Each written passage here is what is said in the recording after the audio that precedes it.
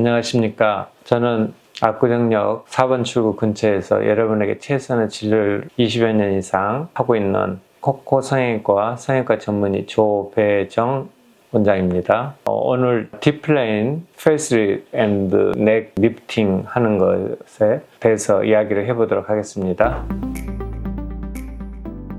일단은 수술 끝나고 나서 얼굴에 전부 다 보호대를 다 하고 있기 때문에 돌아다니시기가 힘드세요. 특히 혼자 계신 분들은 음식을 충분히 준비해 놓으시라고 할 것 같고요. 특히나 제가 선호하는 것은 소고기를 갈아 놓은 거, 그걸 꼭 준비를 부탁드려요. 소고기 드시라고 그러거든요. 상처가 잘 낫지 않아요. 잘 벌어지거든요, 수술 후에. 물론 저 같은 경우는 수술 시간이 걸리더라도 속시를 꼬매기 때문에 벌어지는 일은 거의 없는데, 그래도 상처가 잘 아물지 않아서 꽤 오랫동안 고생을 하시거든요. 특히나 십지를 잘 못하세요. 부어 있어서 얼굴을 전부 다 이렇게 만졌기 때문에 상처 아픔이 있어서 이렇게 할 수가 없거든요. 그래서 먹는 것 준비를 좀 철저히 해 주십사는 거고, 그 다음에 종합 비타민을 준비하셔서 드시는 것도 수술 후 관리가 충분치 않는 사람, 더더욱이나 안면거상이 젊은 사람도 많이 하지만 나이 드신 분일수록 자기가 스스로 식단을 마련해야 하는 상황이면은 준비가 소홀할 수 있어서 상처가 낫지가 않기 때문에 수술 후 충분히 잘 섭취할 수 있는 그런 식단 준비를 좀 꼼꼼히 좀 챙겨 주십사 하고요.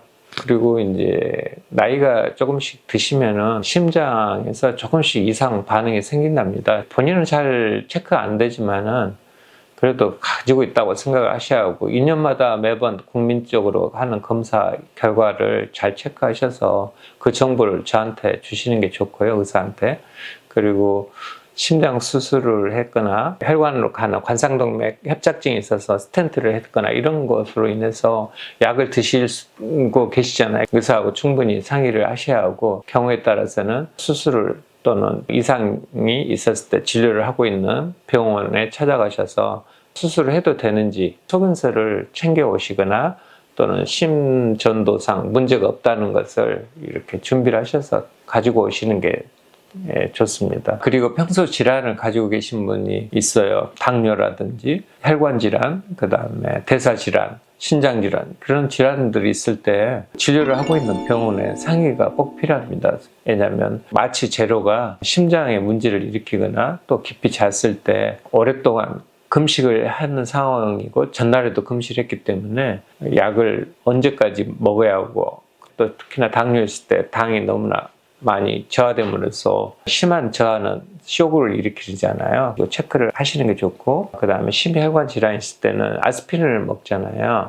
근데 아스피린 혈압약만 먹는, 한 알만 먹는 경우는 괜찮은데 한 2알 이상 드시면 의사하고 상의를 하시고 중단을 하셔야 합니다. 혈압약 빼놓고는.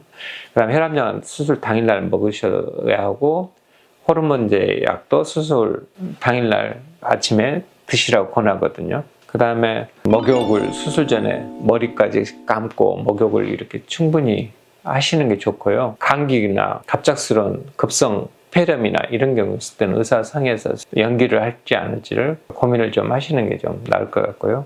수술 후에는 압박 거지를 이렇게 깊게 하고 있으니까 돌아다니기 힘드시겠죠.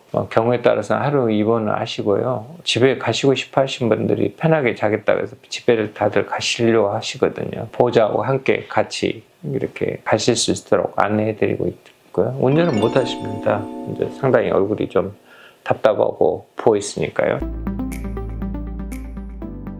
결국 이제 부종이죠. 근데 출혈은 거의 없는 것 같고요. 부종이 이제 많이 전체적으로 있어서 사회 복귀가 언제 하느냐, 이제 이런 문제인데, 수술 방법 간단히 할수록 3일 만에 출근할 수 있고, 조금 더 심하게 하면은 일주일 만에.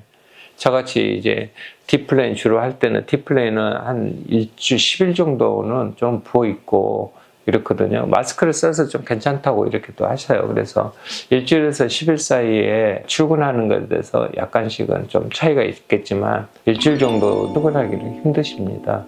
무리하지 않는 범위 내에서 얼굴을 가리고 하실 수 있는 직업이라면은 일주일이면 충분할 것 같고요. 딥플레인 정도 했을 때는 상대방을 만나는 것은 한 2주 정도는 지나야지 않을까 이런 생각이 듭니다. 수술을 간단히 했을 때는 4일 5일이면 돼요. 재발이 조금 많이 생기는 수술 방법이긴 하는데 간단히 해도 효과는 많이 있거든요. 재발이 어느 정도 다 되는 건 아니고 예를 들어서 50%, 60% 재발하는 거. 그 다음에 이제 딥플레인은 다시 약간씩 이렇게 쳐져요. 그래서 한 10% 정도 또는 20% 정도 이렇게 살짝 되돌아오는 그런 현상이 생기고요. 아무리 100%, 200% 당기더라도 살짝은 이렇게 온답니다. 그때가 안정된 또 자연스러운 얼굴이 되는 거고요.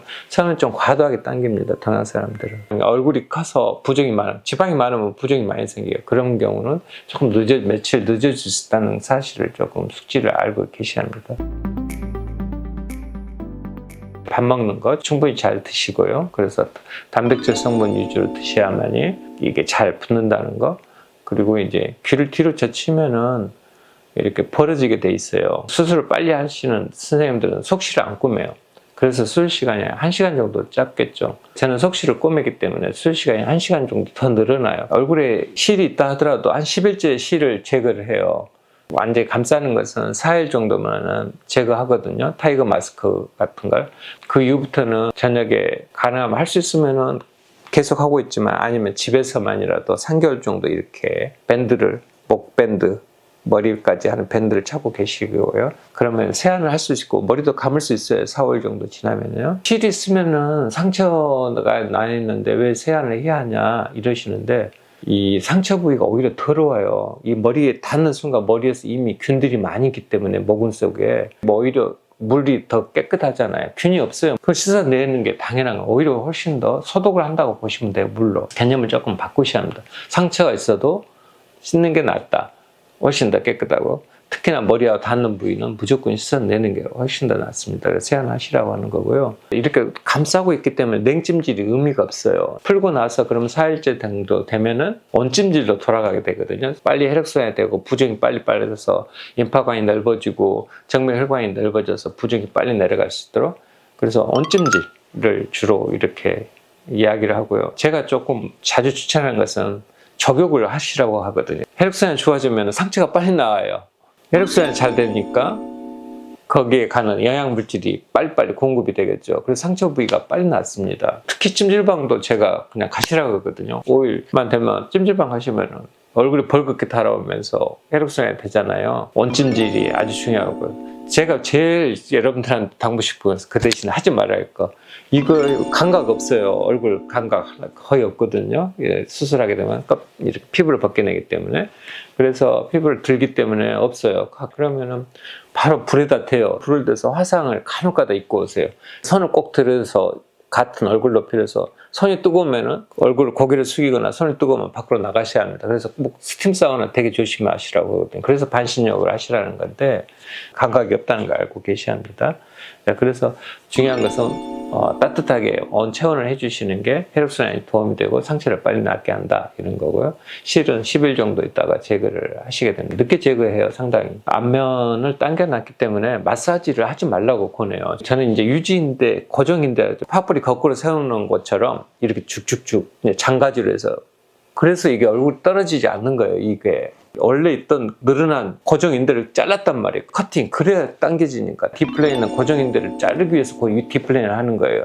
그걸 다 끊어놨는데 이제는 흉 조직으로 붙는 거예요. 마사지를 하면 흉이 부드러워져요. 그러면서 쭉쭉 그러면 다시 늘어나겠죠. 물론 많이 잡아 당겨놔서 이게 늘어나도 한계가 있지만 그렇게 신발 이제 기존처럼 늘어나지 않지만 그래도 늘어납니다. 그래서 절대 마사지, 저는 금물. 그러면 마사지 않고 부종이 있을 때 롤링. 압박하는 거예요. 바깥쪽으로 밀어요. 또는 아래쪽으로. 이 목 부위 임파관이 이렇게 돼 있거든요. 밀어서 이렇게 하지 말고 이렇게 왔다 갔다 이렇게 하는 거 제일 안 좋은 거고요. 롤링 하는 거. 아래로 미는 거예요. 아래로 이렇게. 롤링 하면은 이게 피부를 밀지 않거든요. 피부를 아래층과 속층과 분리시키지 않아요. 그래서 위아래로 피부를 이동시켜서 진동시켜서 하시는 것은 금물이다. 앞으로도 팽생하지 마시라고 제가 하는 거예요. 피부 처지면 안 처지면 유전적 소인이에요. 여기가 안 처지면 가슴도 안 처져요. 배도 안 쳐지고. 근데 여기가 쳐지는 사람은 불주사형 이만큼 내려와 있고요. 가슴이 이쪽으로 내려와 있고, 임신선 이렇게 내려와 있어요. 그게 유전이거든요. 그러니까 그 유전적 특성을 무시하고, 저 친구는 안 내려왔는데, 친구는 안 떨어지는데 자기 부모로부터 물려주신 것 때문에 그래요. 그걸 여러분들이 잘 이해를 하셔야 합니다. 오늘은 전후에 필요한 간단한 것들, 굵직굵직한 것, 아주 세밀한 거 뺐어요. 나중에 또 기회가 있겠죠. 그래서 이런 식단 문제라든지 사우나 문제, 마사지 문제, 여러분들이 생각하기를 뭐야? 이런 것에 대해서 이야기를 드렸습니다. 요즘은 익스텐시브, 최근에 하는 수술법은 좀 더 확장된 거거든요. 확장된 딥플레인 전문 성형외과, 코코 성형외과 전문의 조배정 원장입니다. 들으셔서 감사합니다.